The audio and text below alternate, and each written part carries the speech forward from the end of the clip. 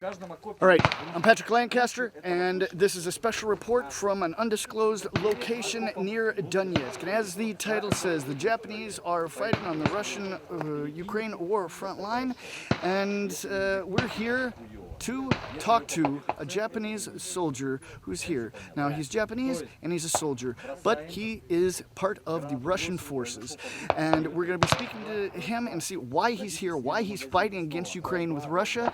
And we're going to be seeing this Pitnashkin battalion, part of Russian forces behind me, going on an assault run on this training ground right now. They're preparing, and we're going to be showing you how they train and how they fight, and then having a talk with this Japanese person, just as I said, see why he's here. Десятых, как и в Узергейме. То есть произойдет подрыв в любом случае. Если же уже, конечно, сама УДЗшка как бы, пришла в негодность. Апачи. Привет. Привез?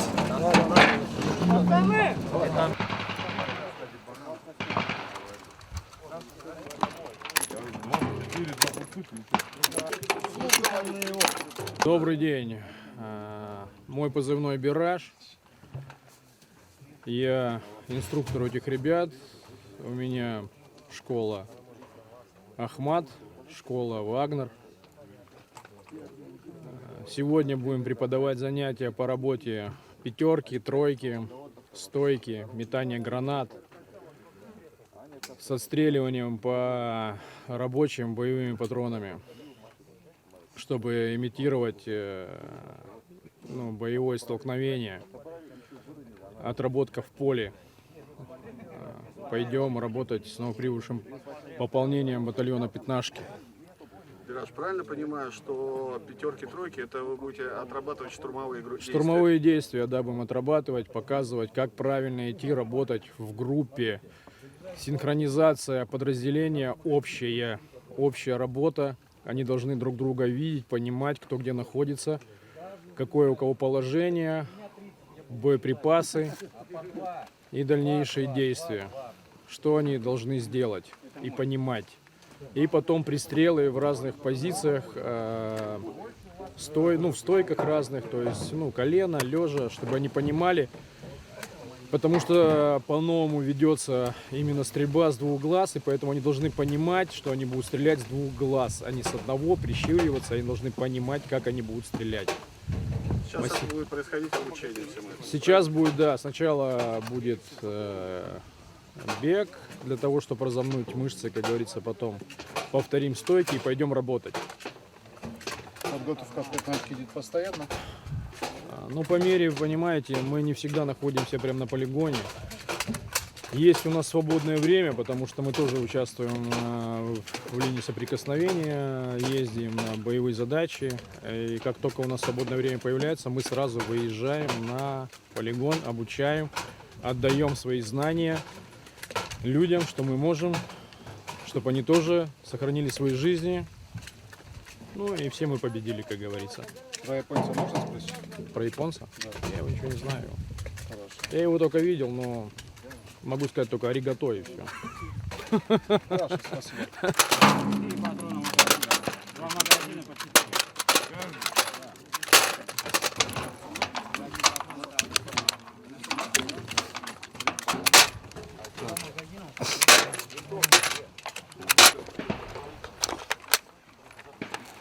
And now the training of live fire is going to start. He's about to throw a grenade. Should be pretty interesting.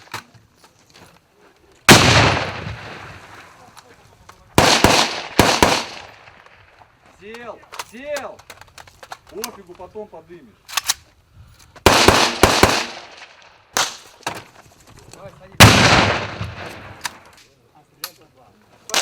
Два глаз стреляем.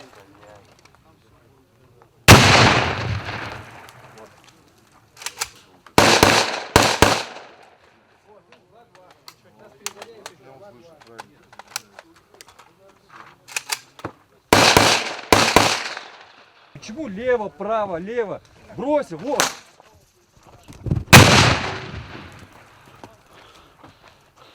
Hello. Hello. Can you tell us where we are and what we're doing today. We are in Donbass and we are fight. And you speak good English. No. Where are you learn- from? Where from? The North Caucasus. Russia? Yes, of course. And why are you here? I defend my country in here. The people in here. I want to defend him from house in other side. And what's your name? Arslan. And how long have you been fighting? I? Not so long time. Are you a volunteer or drafted or No, I'm voluntary. why? Because I need here. Need you're need needed- was you're here. needed here, Yes, yeah? of course, yeah. Okay. And what's your specialty? What do you do? I don't speak this what- about this. Okay, I understand. Secret, yeah. Yeah. Okay, what is that? Учение. Training fight. Thank you very much. If you want, this my picture on this site. What is that? It's from my country and my nation. Abaza, Well, thank you very much. of course.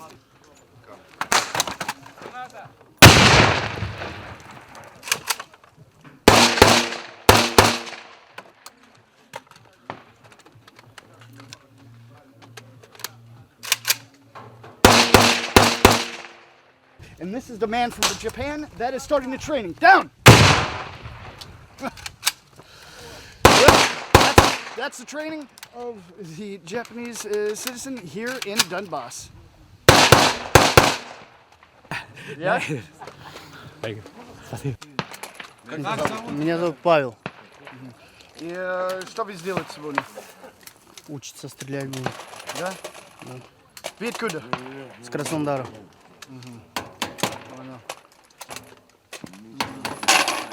Зачем вы здесь? Здесь защищаю Родину. Твоя национальность? Цыган. Да? Да. И вы пятнашка, да? Да. Наш И как это батальон? добровольно, нормально, хороший. Да? Вы мобилизация или что? Да. мобилизация, да. И как долго вы воевать? Воевать долго? Да, как долго? Сколько месяцев, лет? 6 месяцев. 6 месяцев, да? Полгода, да. Нравится? Да, классно, вообще отлично. Сколько лет? 29. 29? Да. Что будет дальше? Дальше что будет? Да. Победа за нами. Что это победа? Выиграем войну, Да? конечно. Что надо за это? Что надо за это? Воевать отлично, чтобы. Да? Да. Все, спасибо. Что вы будете делать сейчас? Взрывчатку кидать. Готов? Подтяни рукав, братан, подтяни рукав. Рукав подтяни. Рукав подтяни. Да. Которой рукой будешь кидать, она у тебя должна быть на свободе. Хорошо. Готов? Да. Выдергиваешь, кидаешь. Садись.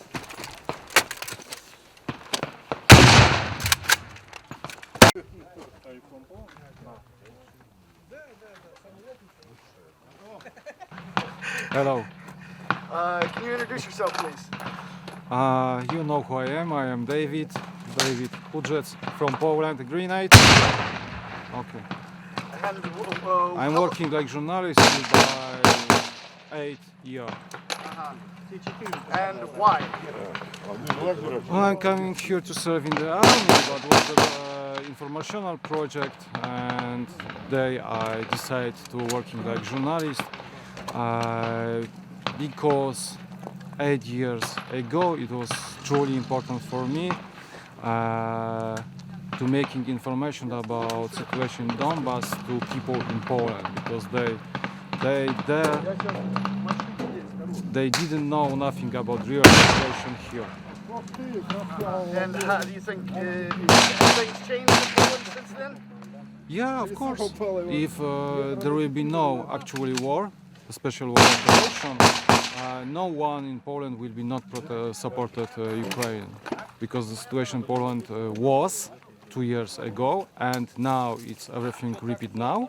The Polish politics, Polish people don't like Ukraine because they proclaim something like Ukrainian neo-Nazism, Ukrainian radical nationalism. It cannot be supported by Poland. And now it's in the Poland is an election, and people against support country like this. And if you could say something to all the civilians in Poland, what would you tell them? Why to Poland is speaking in English? Maybe to United States better. Okay, what would you tell the people in the United States? You have free media. You have perspective. You can making choice. So every day you're making the right choice. And what choice do they need to make? Right? I will be not talking the tyranny say people how they should thinking. I just told you should thinking. I will not tell you what, how. Just thinking. Use your mind, use your brain, eyes, ears, and thinking. Yeah, I didn't want nothing else. All right, thank you, my friend.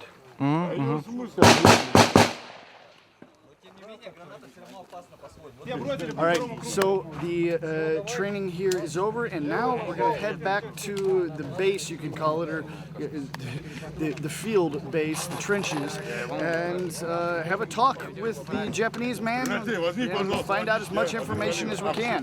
Let's go. So, arigato.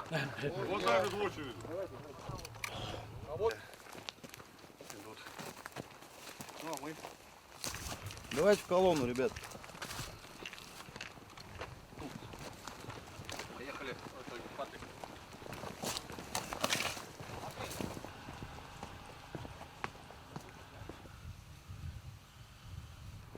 Не уверен, как он завелся. Сел на охранение. Боевое охранение. Такие вот А игрушки. это не должно быть что?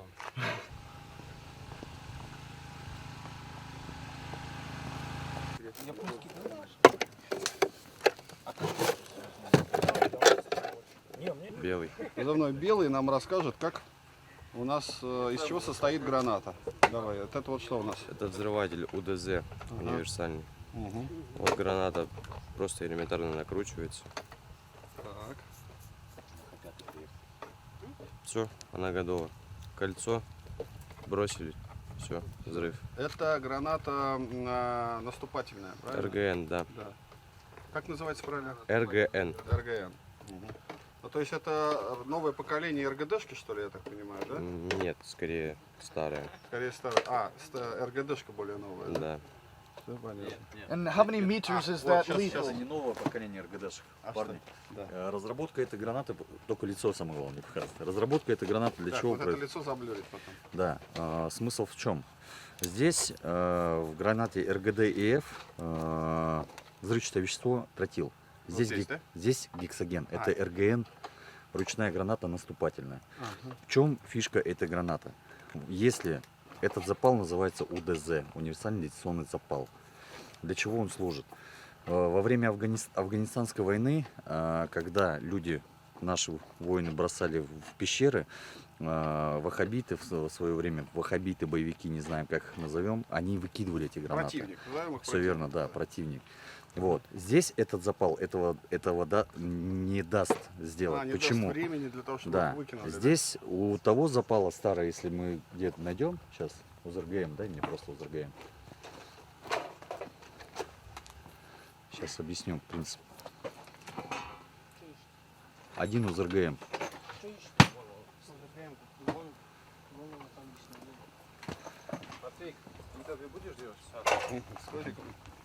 Смотрите, принцип этого взрывателя в чем?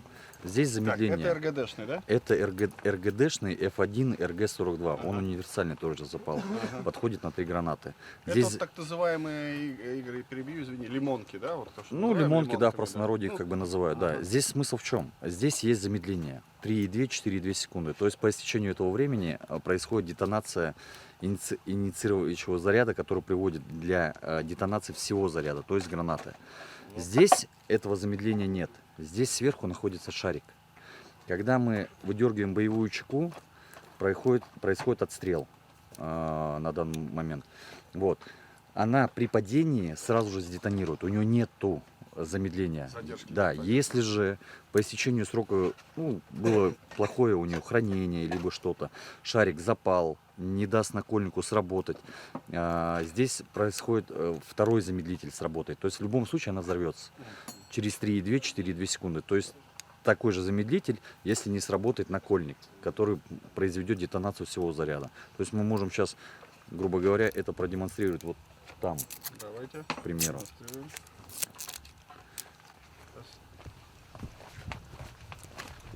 То есть если сейчас граната взорвется, Саш, что еще? если сейчас граната взорвется при падении, то значит УДЗ сработала именно так, как надо заводом. Если же она упадет и произойдет детонация через 3,2-4,2 секунды, следовательно, шарик здесь заплесневел. Ну, хранение ее было неправильным. Вот, поэтому сейчас вот мы выделили чеку, вот мы держим скобу, так называемый. Бросок. То есть отличие этих гранат, это у нас наступательная. Что означает наступательная? Минимальное количество осколков, и то осколки это корпус. Корпус сам по себе он легкий. То есть если взять 2 гранаты, мы поймем разницу в корпусе, в ее весе.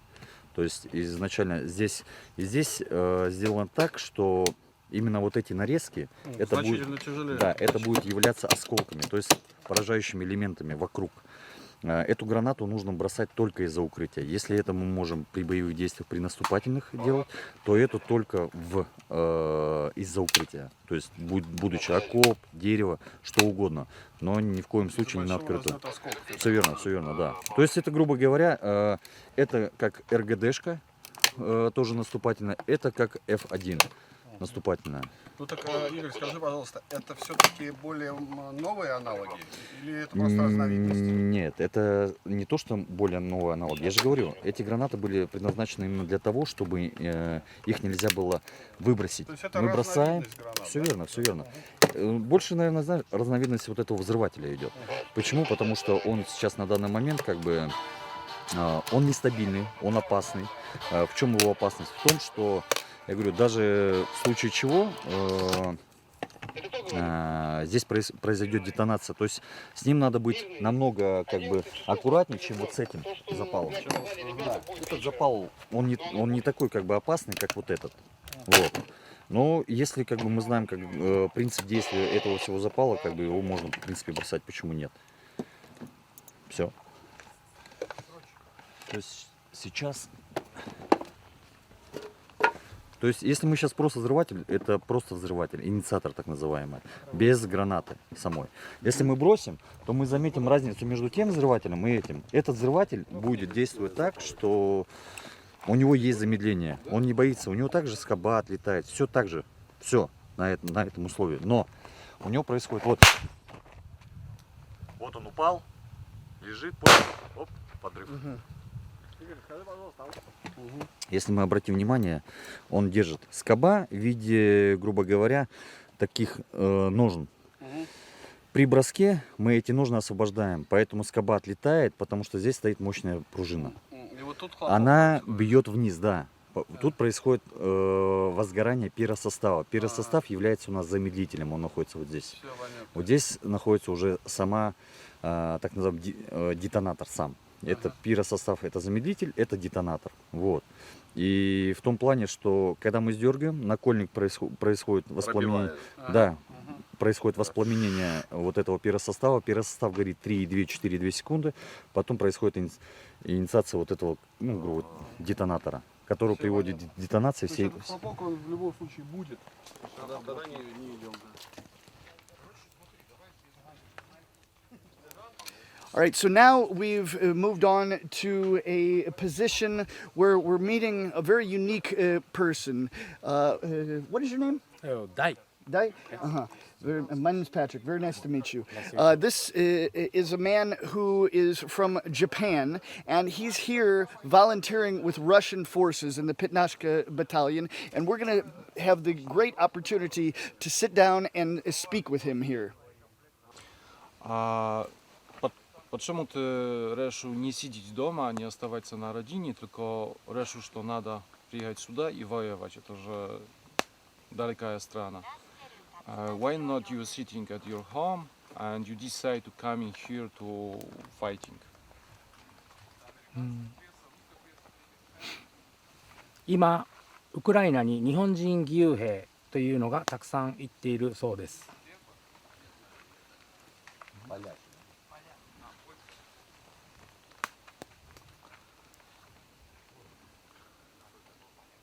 Can I see? Кажется, что в Украине есть много японских маневров в Украине. Yep, понял, более-менее. Хорошо. その日本の報道を2、3日前に見ましたが、ウクライナに行っている日本人はヒーローとされている。ロシアに来た私は犯罪者として報道されています。Японский, который собирается в Украину, приехал в Россию, который является героем, сообщается как преступник. Я понял. But you are the first. You are the first. There is no any Japanese here. There is, you hear about the Japanese who fighting at Ukraine side. Первый из Японии, который воюет здесь. Слышал ты об японцах, которые воюют на украинской стороне? There is the Japanese who fighting at Ukrainian side. 私はこの戦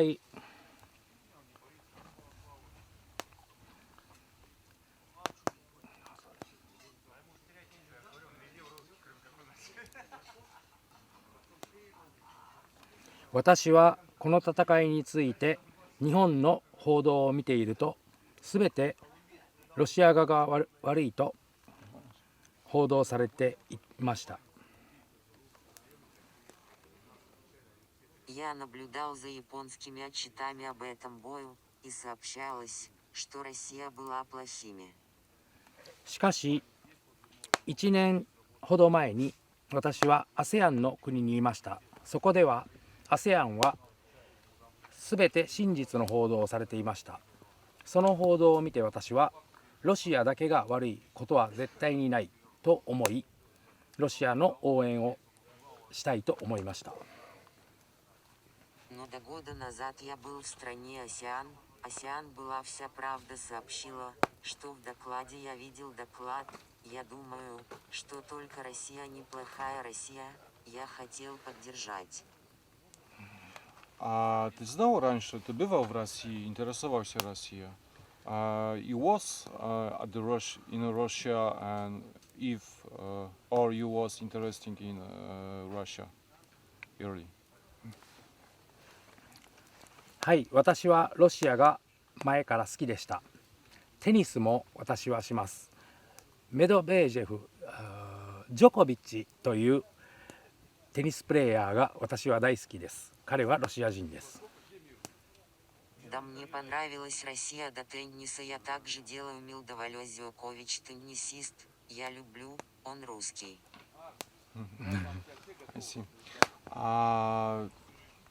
В Японии люди знают вообще о событиях, которые здесь происходят, или об этом никто не информирует? In Japan, is the people know about this war, or there is no information about this or?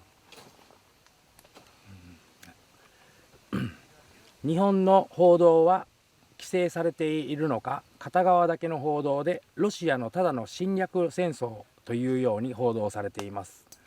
しかし私が ASEAN で見た報道とは内容が全く異なります。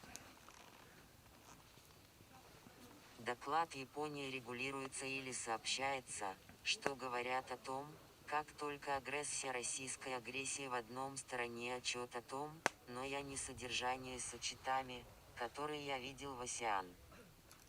Это влияние США, или как думаешь? Is a influence from United States or why?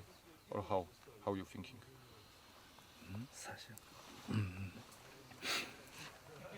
政治的な難しいことは私には分かりませんが、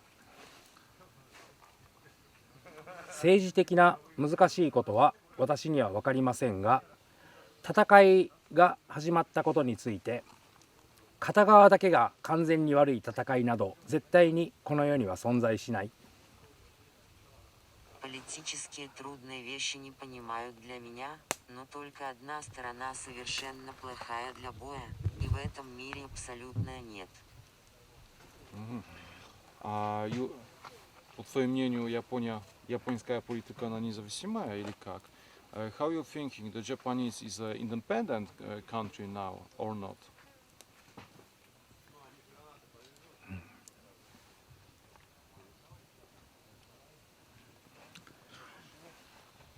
私は日本の国は今はアイデンティティもスピリッツも持っていないと思う。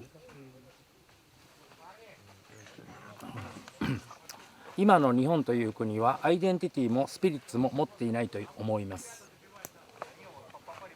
Я думаю, что страна говорит, что Япония тоже не идентичности души. 私のことを犯罪者として日本で報道してインターネットで私の文句ばかり書いている人はかなりの数がいています。Люди, которые сообщают мне в Японии как преступника и написанное письмом и пишем в интернете. しかし彼らは何も行動を起こさなく人のすることに文句ばかり言うただの豚だ。私は死ぬなら戦士として死にたい。Но они просто жалуются людям, которые не действуют без действий. Я просто свинью, я хочу умереть как воин. Как твой папа? Like your father? Как твой папа? Like your father? 私の父は早くに亡くなりました。母はまだ生きていると思いますが、私は子供の頃から母の虐待にて育ちました。なので母とは縁を切っています。Мой отец умер ранней матери еще живой, но я вырос в насилию моей матери, так как я был ребенком, поэтому я режу к краю своей матерью. Скажи нам, пожалуйста, как ты сюда добрался и как тебя приняли? Told me how you coming here, how you ride, and what kind of reaction was the guy when you coming here? Is the people on here reacted good or bad for you?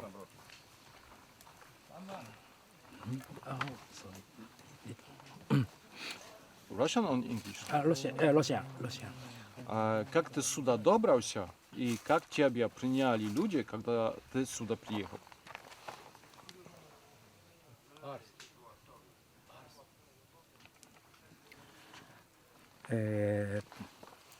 日本にいた時にテレグラムでいろんな人と知り合い、テレグラムだけではなくVK というサイトですね。それで知り合った人を頼りにこちらへ来ました。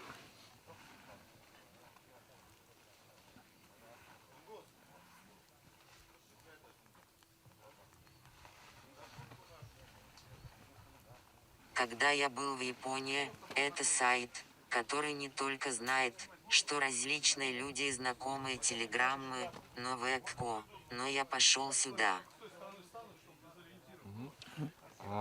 Какая была реакция на тебя, люди здесь? What was the reaction of the people here?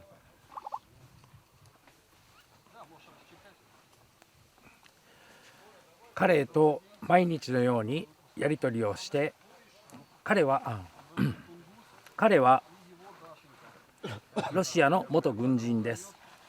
彼と毎日のようにやり取りをして、私がなぜロシアに来たいか、ロシアで戦いたいかというのを彼に伝え、彼の助力でヤトナーシュカに入隊させてもらいました。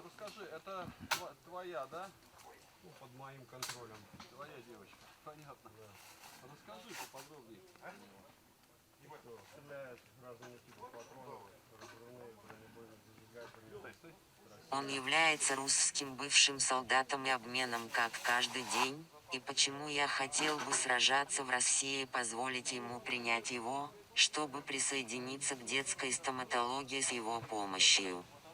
У меня больше нет вопросов у тебя. Секунду, я сформулирую. Насколько... Сейчас. One second.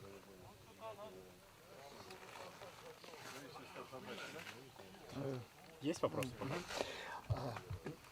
English, okay. English, please.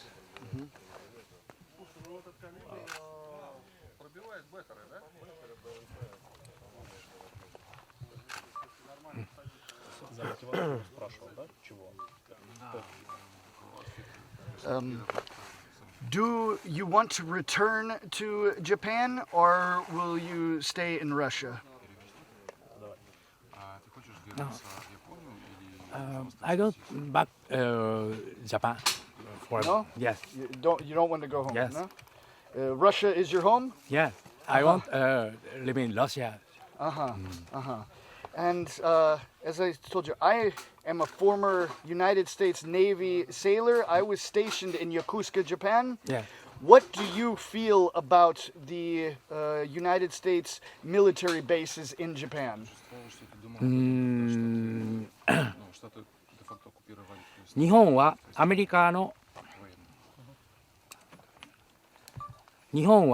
メリカの核の傘の下に守られているということで、日本国民はアメリカの基地に対して批判的ではないと思います。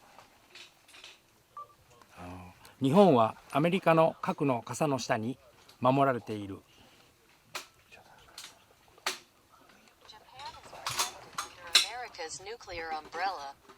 Again, please. Yes.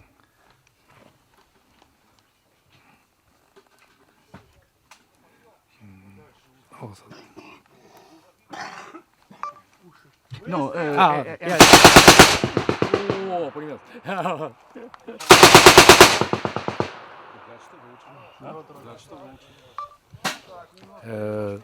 日本はアメリカの軍事力の下に守ってもらっていると思っている。日本はアメリカの軍事力の下に守ってもらっていると国民は思っている。The people believe that Japan is protected by the military power of the United States. だからアメリカの基地があることに日本は何の問題を持っていないと私は思う。So what problem does Japan have with the presence of American bases? No problem. no problem. Yes. And that's how you feel, yes? 私はアメリカの人全てが嫌いなわけではありませんが、全体的に日本が歴史的にアメリカに私は歴史を見るとアメリカ人の今までのやってきたことを見ると侵略No problem, no problem.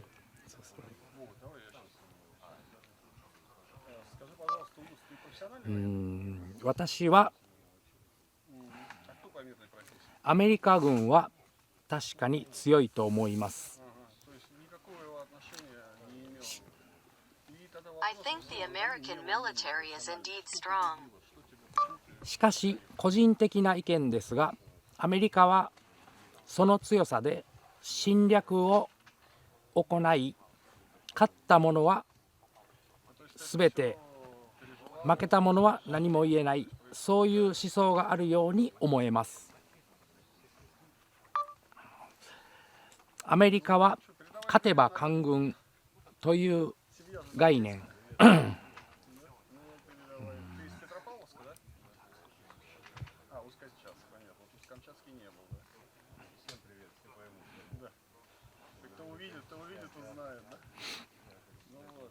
Камчатка, вот вам от вашего героя, земляка, огромный привет, который сейчас воюет за родину, за многие тысячи километров. Тугус, тебе спасибо большое.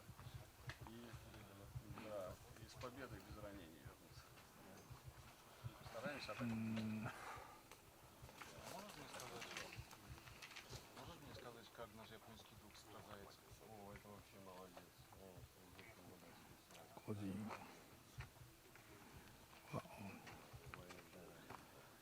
А вот у нас местная звезда уже.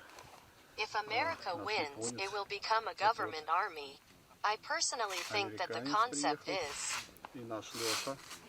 Местный. So it's good that United States has bases in Japan, you feel, or it's bad, just to be clear. Вот общается. アメリカの基地があることで日本人は安心していると思うので、私はそれについては何も言えない。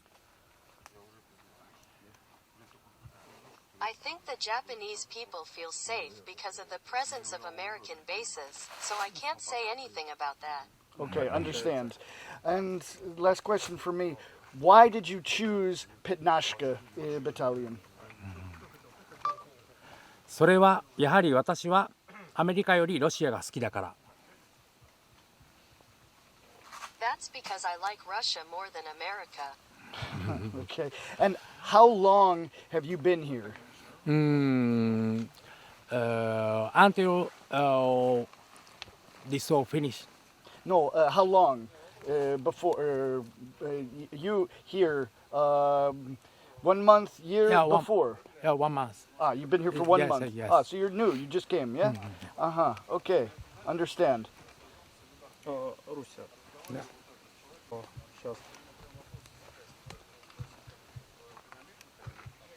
Считаете ли вы, что вы являетесь продолжителем вот тех традиций японских воинов, которые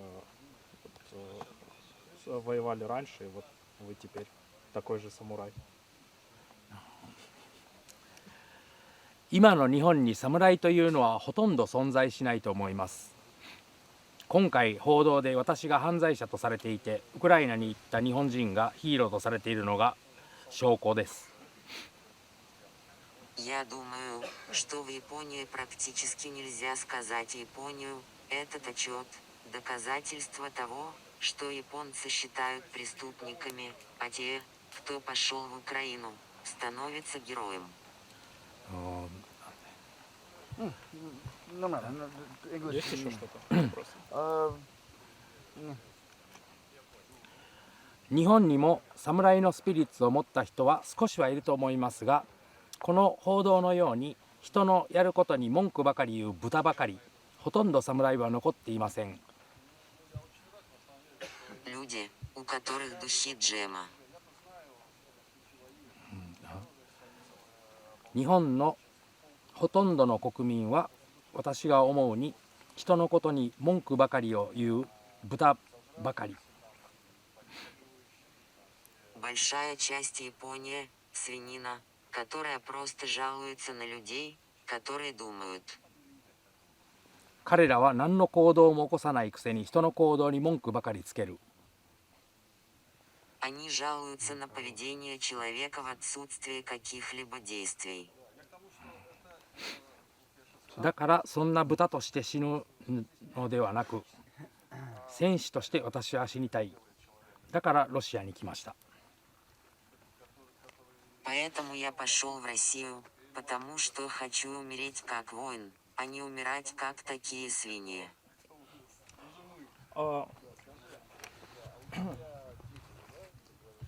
В Японии выходил мультфильм «Порко Росса», главной цитатой которого является «лучше быть свиньей, чем фашистом». Насколько это применимо сейчас к Японии и ее отношение к украинским бойцам, которые являются продолжителями фашистов.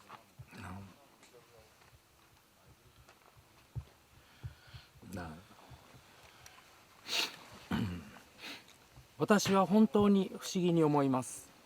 戦いに片側だけが確実に悪いものなんて絶対にない。なのになぜ日本人はウクライナに行けばヒーロー、ロシアに行けば犯罪者なのか。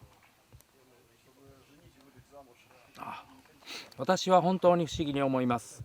なぜ日本人の考えはウクライナに戦いに行けばヒーロー、ロシアに来れば犯罪者なのか。Я действительно удивляюсь, почему японское мышление пойти в Украину, если вы приедете к герою Россию, это преступник? 日本の憲法に言論の自由というのがあります。しかし実際に日本には自由はない。В Конституции Японии происходит речь, но в Японии на самом деле нет свободы. So, thank you very much. Yeah.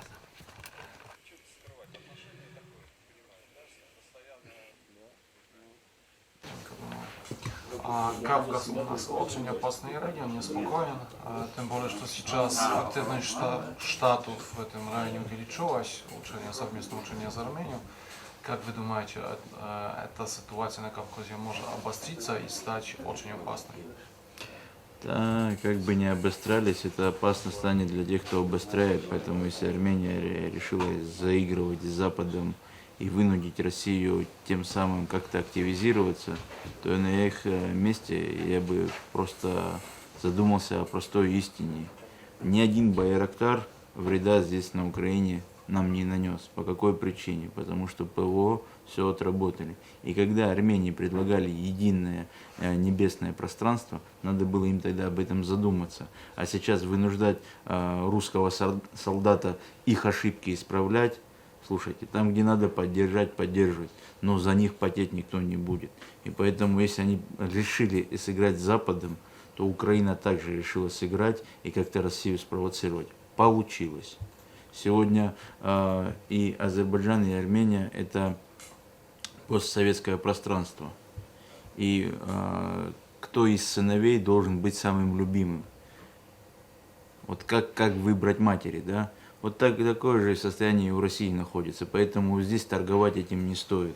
Многие знают, что я один из тех, кто отправлял добровольцев туда. И сам должен был поехать, но так как у меня был выезд закрыт, я не смог это сделать.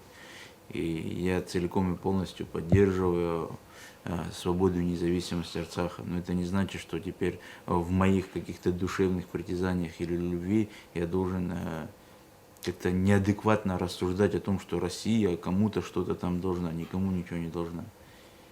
И момент в том, что лучше быть верным и хорошим союзником, чем пытаться торговать. Это аукнется, это только как бумеранг возвращается и тебе на голову. Я уверен и знаю, что армяне с этой бедой справятся. И я более чем уверен. И Азербайджану впадать в эйфорию в том, что сегодня что-то у них получается, не стоит. Когда камень нагреваешь, и он лопается. Поэтому зря они это делают и сковывают гуманитарные коридоры, еще что-то, и пытаются политически развязать, чтобы все шло через Азербайджан. Не будет этого. Армяне этого тоже не допустят.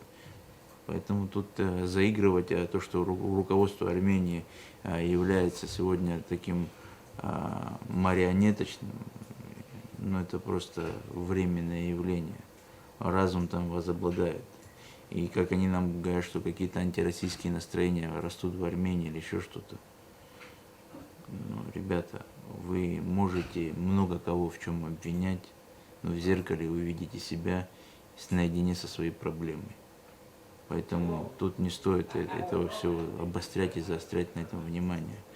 И надо помнить, что вы сегодня живете в том треугольнике, где вам невыгодно. И когда в 2008 году была история с Южной Осетией, когда верлом на грузины напали, и Россия вступилась что Грузия после того, как выхватила, была в лице Саакашвили награждена из рук президента Армении наградой. Это сразу после конфликта. Это очень недружественный шаг был сделан и очень такой большой позыв. Но мы оправдали тем, что коридор торговый через Грузию, все это. Но, ребята, это мы оправдываем и секундами, мы оправдываем минутами, какими-то мгновениями. Но в истории это остается. И этот осадок, он всегда потом всплывет. Поэтому таких осадков много. Если каждый раз на что-то внимание обращали, это не означает, что так нормально. Знаете, как воду из стакана пролить заставляет всего лишь капля. И вот эта капля где-то может и случиться. Поэтому не стоит ни одной, ни другой стране заигрываться. И Азербайджану тоже там напрягать и надеяться, что типа Россия занята на Украине и не отвлечется. Ребята, не забывайте простую истину, что там и интересы и Ирана есть. И поэтому откуда не ждали к вам постучаться. Тут... Вы сказали про Грузию. Есть такая возможность, что ради спасения Украины, либо в случае проигрыша Украины, США попытаются открыть второй фронт на Кавказе? Пытались открывать второй фронт, поэтому прошлым летом были около 3 учений на территории Грузии, завозилась техника, Турция, Азербайджан, Грузия и там другие страны, они проводили эти учения, и на них мы отреагировали и начали собирать народное ополчение. Вот как раз шеврон одного из батальонов, это Новоафонский батальон, где с 4000 населения 800 человек только сразу автоматически, кто вступили, не считая остальных, кто еще. Это те, кто пришли на полигон, начали тренироваться, напоминать себе навыки, сформировались как военные подразделения, не говоря уже о других ребятах, которые тоже пришли и заявили желание, но так как не было времени и возможности ими еще заниматься, и дальше уже будет. Мы там готовы, поэтому России туда отвлекаться на Грузию не придется, потому что тогда они напали на спящую Абхазию, и Абхазию, которая грузинам считала своими братьями, кусок хлеба делили, то сегодня она попытается войти на территорию, которая их ждет. И ждет уже не с пирогами, хачапурами там, и еще что-то, а ждет их уже хорошо подготовленные, вооруженные. Да и плюс мы тут со своим опытом точно туда придем. Немножко поменяем тему. В последнее время в новостях появились такие информации, ну там, например, какой-то блогер говорит, так скажем, мягко говоря, нехорошие вещи по поводу СВО, ему угрожают, что его будут мобилизировать. Такой вопрос: а насколько таких людей надо вообще в армию? Или на то, чтобы быть солдатом, Смотри, надо заслужить? как я могу учить человека оперировать, если я экономист и к операциям не имею отношения, да? Вот поэтому, когда ты блогер и говоришь о войне, будь мой родной добр, приедь сюда и изучи. А если ты сам не хочешь и откуда-то вещаешь, ну тогда тебе Родина поможет. И я считаю, что это правильный выход. Отдать долг Родине. Он гражданин России, значит, пусть едет. Это его святой долг. Поэтому, а тем более он блогер, касается этой темы, ему аж страна помогла, ему не нужно деньги тратить на дорогу, ему не надо деньги на мундирование, ему помогут, он изнутри будет знать. Он будет говорить правду, он не будет разлагать общество, он будет говорить то, что видит. Почему мы должны вообще о нем говорить или думать, когда сегодня вы здесь не 1 год находитесь, и кроме камеры и своего слова у вас оружия в руках не было, но неоднократно попадали под обстрелы. И не только когда вы работаете, а когда просто по городу ходите. Поэтому тут момент в том, что кто имеет право вещать? Наверное, вы. А если он хочет соприкоснуться с этой историей, то пусть добр прибудет сюда. Всегда, когда я думаю «Пятнашка», у меня вот такое впечатление, что это подразделение, в котором очень много добровольцев, иностранцев. Ну так, по статистикам смотря, мне кажется, что самое большое количество иностранцев в «Пятнашке», да, за все это время было. А как после СВО на данный момент? После СВО, так как мы еще с карантина, когда СВО началось, с карантина толком не вышли, какие-то ограничения были, тяжело было им ехать. Сейчас проще. Вот сейчас идет та волна, когда они едут, потому что пока карантин, пока время того, что они должны понять, как маршруты выстроить, потому что ну, какие-то страны прервали, еще что-то. Идут те страны, которых до этого у нас не было, и все будет хорошо. Например, Япония, да? Япония, да, потом уже у нас Колумбия, все они как бы ну, пошли уже осознанно, не просто, что им дома находится скучно или хотят себя проверить, а именно в поколениях преемственность, ну, и тот же японец, там, дед, получается, у него камикадзе, и поэтому... А они направляются напрямую в пятнашку или, так скажу... Эти напрямую пришли, мы нигде никого не перехватывали. Момент в том, что, скорее всего, они, изучая, понимают, что здесь все равно какой-то языковой барьер проще. Здесь помимо языкового жеста где-то будет один из английских диалектов, где они все равно как криво-косо смогут друг друга понять и быстрее адаптируются. И плюс момент в том, что здесь принцип добровольцев, здесь все подразделения, которые по доброй воле пошли служить Отечеству. Значит, эти идейные люди и тот человек, который издалека сюда едет, он не мобилизован, ничего, он тоже едет добровольцем. Поэтому они друг друга поймут на подсознательном, на мышечном уровне. Поэтому они друг друга чувствуют, и тут им проще. Они как в семью приходят, поэтому им проще. Они понимают, что у того своя идея, и у этого своя идея. Это не то, что вот я мужчина, моя родина воюет, и я должен пойти воевать. Нет, он знает, что он воюет потому-то, потому. Он каждый имеет свою причину. Кто-то политическую, кто-то идеологическую, кто-то этническую. У каждого своя причина, и он сюда приходит по этой причине. Хочу бы спросить про общую обстановку на фронте, можем указать на какие направления пятнашка? Ну, пятнашка, направление Авдеевка, тут мы не скрываем, мы везде вещаем, мы сами себе не изменяем. И как направление Авдеевские сложно? Окопались? Да они-то 8 лет окопанные, поэтому тут сказать, что что-то сложное или что-то феноменальное и невозможное, не скажу, неправда. Все тихо, спокойно, все для нас понятное, удобное. Поэтому противник, ну, с нами тоже учится, мы его учим воевать, потому что у нас арифметика больше 3 не собираться, и вот они больше 3 и не собираются больше, мы сразу их жалим и уменьшаем их ряды. Поэтому тихо, спокойно, по 2 человека бегают, где-то по 1. За ручку? Ну, за ручку не успевают, они не оглядываясь несутся, и иногда даже смотрим, не успевают в блиндаж забежать головой, его таранит, поэтому мы им советы даем: надевайте шлемы, без шлемов не бегайте. Когда не понимают, просим снайперов чуть их подучить, поэтому нормально все, тихо, учатся хорошо. А влияние оружия из Запада, из стран НАТО, есть какое-то? Оно серьезно влияет на возможности противника? Слушай, это же не Голливуд, и поэтому тут в фильме не снимешь, когда одну гранату бросил и здания нету. Тут реальность. Наше оружие более летальное, поэтому их оружие для нас ничто.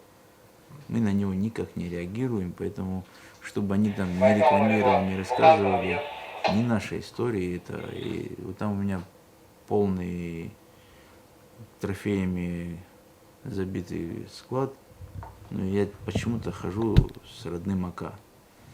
Поэтому многие так вот, посмотрите, что трофеев мало у нас. Мы же не переходим на их оружие. Почему? Потому что неэффективное. И они сами на него перешли, когда уничтожили советское наследие, потом, когда уничтожили то, что было на складах в Европе советского наследия, потом уничтожили уже склады натовского, что было, а уже теперь с вооружения натовского снимаются, им дается. Что у них такого есть, где они проявили себя?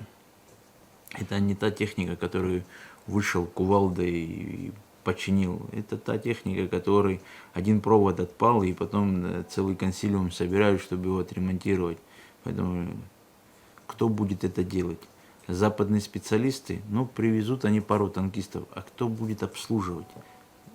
Это ж техника еще в свое время, пока не стали мы проводить танковые биатлоны, были же состязания танкистов, где наши танки всегда доезжали до финиша, а западные танки по дороге ломались, и для них нужна была эвакуация. Их забирали на тралах. Наш танк в поле чинится. Ни один западный танк в поле не чинится. Поэтому тут даже не с чем сравнивать. Просто за неимением повара и кухарочку они берут. Поэтому тут момент в том, что вообще, даже за их оружие говорить смысла нет. Трофеи, красивые игрушки, друг другу подарить. Там, когда какие-то западные СМИ приходят, ужалить их, сказать, смотрите, это патрон, который при утыкании рвется. Кучу пойти где-нибудь в тире пострелять, то, наверное, с этого оружия там один магазин четко можно высадить. Войну одним магазином не выиграешь. Там тысячи патронов. И не всегда получается почистить. Не везде есть тряпка, не везде есть масло. Не всегда получается его ждать время остудить. А наш отечественный автомат пострелял, в лужу бросил, достал, дальше стреляешь. Тут много чем. И уже за другой тоже не говорю. Поэтому для кучи, для тира, может быть. Мы не в тире, мы на войне. Отлично. Командир национальной бригады «Пятнашка», ополченец Абхаз. Можно вопрос? Это человек, который был садист тут, Пиксел. Кто это?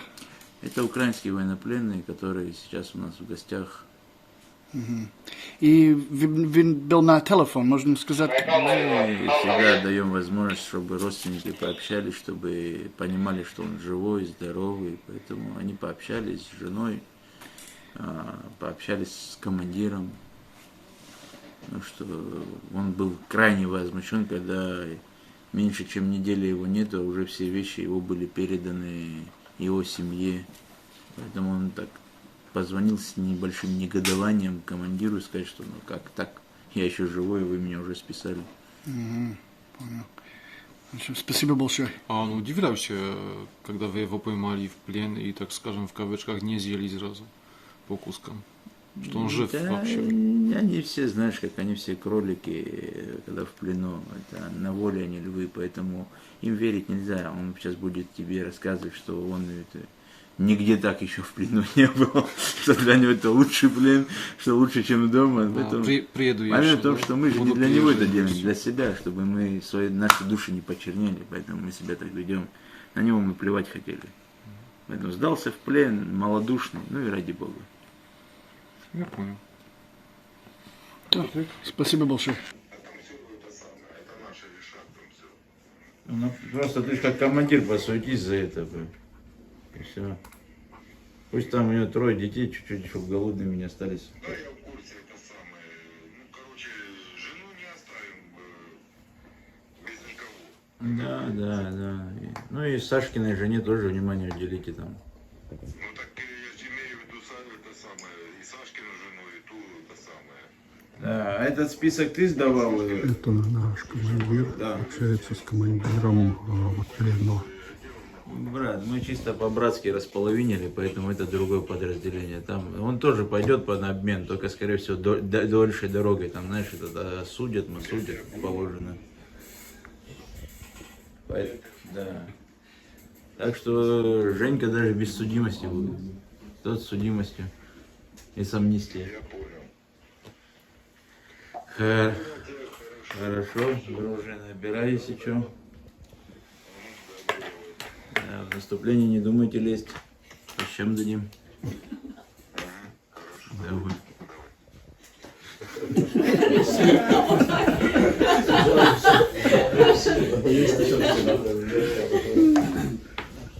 All right, so you've heard from the commander, we've shown you the training, and we've showed you the people.